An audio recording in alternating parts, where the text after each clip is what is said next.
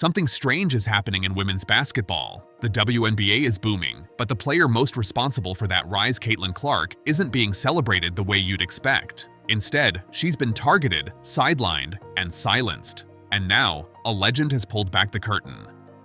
Sue Bird, one of the greatest players in league history, just exposed what fans have suspected for months. The WNBA has a plan to dim Clark's spotlight. What she revealed could change everything. The moment that changed women's basketball. Caitlin Clark didn't walk into the WNBA quietly. She stormed in. With deep logo threes, quick-footed playmaking, and unshakable poise, she drew the eyes of millions. Ratings exploded up 240% since her arrival. Ticket sales surged by 85%. In just a few short months, her jersey alone brought in $25 million. Then came the $2 billion 10-year deal with ESPN and Amazon, signed on April 20, 2024, a massive leap from the previous contract. It was clear, Caitlin wasn't just a rookie, she was a revolution. But that kind of stardom, instead of being embraced, sparked fear behind closed doors. A legend breaks her silence. Sue Bird didn't have to speak up. She's retired, a 4-time WNBA champion, a 5-time Olympic gold medalist, and a name etched into basketball history. But on her Bird's Eye View podcast, she dropped a bombshell. Bird revealed that internal memos had been sent instructing broadcast teams to limit Caitlin Clark coverage and focus instead on league-wide narratives. It was a conscious choice to not spotlight the very player carrying the league into a new era. And it didn't stop there. In one behind-the-scenes meeting, a senior WNBA executive reportedly asked if they could use the race angle to stir up attention mid-season. That's not strategy, that's manipulation. There was even a real document titled Racial Arc Storyline Tactics, which outlined ways to pit Clark against other players, particularly Angel Reese, using shallow visual narratives like ice vs. grit. It wasn't about talent, it was about division, and neither Clark nor Reese wanted any part of it. Clark versus the narrative. Caitlin didn't ask to be the face of a rivalry. She didn't ask to be painted as the savior, the symbol, or the target. She came to play ball. Angel Reese made it just as clear. "I'm not here to be a prop in a racial narrative," she said publicly. Clark echoed her. "We're athletes first." They wanted to be judged by their skill, not by drama they never signed up for. But the media didn't listen. The league didn't shift. Instead of covering Clark's game-winning dimes, her unreal 30-foot bombs, or her unmatched court vision, the headlines were all about the drama. A simple backboard slap on May 18th earned her a technical foul. Meanwhile, Diana Taurasi screamed at a ref and threw her jacket across the floor and got nothing but a warning. Why the double standard? According to a leaked memo from May 10th, referees were instructed to watch rookies like Clark more closely for unsportsmanlike conduct. In other words, the league knew what it was doing. It wasn't discipline, it was targeting, what the fans noticed.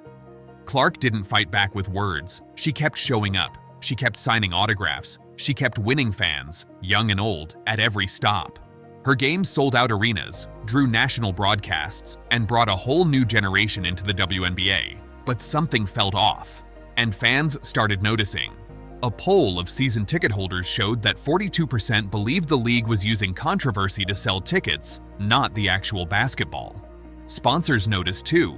Some even delayed Caitlin-centered ad campaigns because they didn't want to be connected to a chaotic narrative. That's what happens when you try to package drama over dominance. Inside the executive room. What Sue Bird revealed next made it all real. A leaked audio clip from a May 15th executive meeting showed the league divided. One exec said bluntly, "She's our cash cow.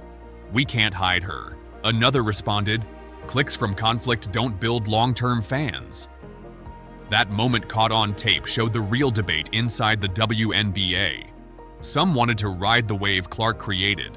Others feared putting too much attention on one player. So they compromised. And that compromise meant Clark would carry the league's financial weight but not its full support. The attention went to hard fouls, not highlights. Viral clips of scuffles replaced buzzer beaters.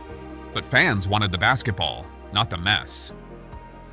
Moments that proved Clark was special. In all the noise, let's not forget what Caitlin Clark actually did on the court. These moments tell you everything about her talent. Her 30-foot game winner against Phoenix, sinking it with 3 defenders in her face. The record-setting 15-assist night against Seattle that had even Sue Bird tweeting, "Wow." A no-look dime on the break that reminded everyone of Magic Johnson in his prime. A step-back three from the logo that drew a standing ovation on the road.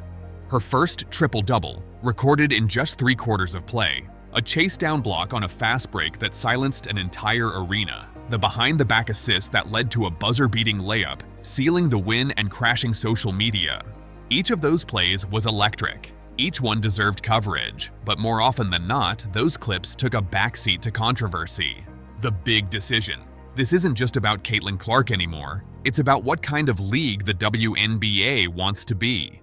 Does it want to be bold, ambitious, and ready to rise with its biggest stars? Or cautious, calculated, and scared of its own success? Sue Bird posed the question clearly. The WNBA has always been about community, so why are we ghosting that community now? That question wasn't about ratings, it was about integrity. When a league has the chance to rally around a once-in-a-generation talent, the only smart move is to do just that rally. Because here's what Clark is really asking for: fairness. She doesn't want special rules or special praise, she just wants to be seen, to be treated like any other generational star would be. You don't dim LeBron. You don't sideline Serena. You don't minimize Michael Jordan in the 90s because he's too good. You build around them. You give them the platform, and you let their greatness shine. Sue Bird didn't expose the WNBA to cause chaos. She did it to call for clarity. She did it because she knows what this league can be. So now the ball is in the WNBA's court. Will they play scared or will they play to win? Drop your thoughts in the comments. Do you think the league is mishandling Clark's rise? Should they lean in or pull back? Let us know. This moment is bigger than basketball. It's about truth, talent, and a league that either evolves or gets left behind.